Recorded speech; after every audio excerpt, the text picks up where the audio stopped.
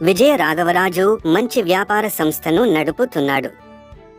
ఎంతో మంది వ్యాపారస్తులతో అతనికి పరిచయం ఉంది. విజయ రాఘవరాజు తెలివైన వ్యాపారి. ఆయనకు ఒక గుమస్తా కావాల్సి వచ్చింది. వెంటనే పేపర్లలో ప్రకటన ఇచ్చాడు. ఆ ఉద్యోగానికి చాలా దరఖాస్తులు వచ్చాయి. వాటిల్లో కొన్ని మాత్రం ఏరి ఇంటర్వ్యూకి పిలిచాడు. అందరినీ ఇంటర్వ్యూ చేసి ఒకడికి మాత్రం జాబ్ ఇచ్చాడు. ఆ ఇంటర్వ్యూ జరిగేటప్పుడు రాఘవరావు స్నేహితుడు కూడా అక్కడ ఉన్నాడు. అతను ఇలా అంటాడు, చూడు మిత్రమా, పెద్ద చదువులు చదివిన వాళ్ళంతా ఉన్నారు కదా, వాళ్ళని కాదని 10వ తరగతి కూడా చదవని వాడినే ఎందుకు తీసుకున్నావ్ అని అడిగాడు. ఇతను 10వ తరగతి కూడా పాస్ కాలేదు కాబట్టే అతనికి నేను జాబ్ ఇచ్చాను అని చెప్తాడు రాఘవరావు.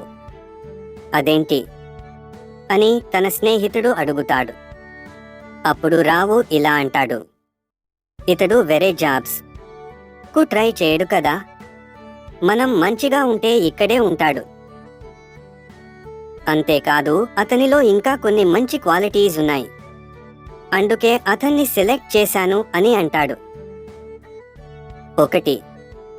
గదిలోకి వస్తూ సౌండ్ లేకుండా డోర్ని క్లోజ్ చేశాడు అంటే ఇతను జాగ్రత్త కలవాడని తెలుస్తుంది. 2. బుక్స్ కింద పడి ఉనుంటే అతను ఆ బుక్స్ ను తీసి టేబుల్ మీద పెట్టాడు.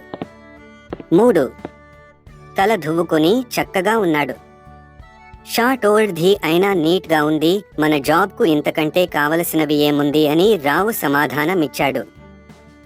ఇది ఇవాల్టి కథ.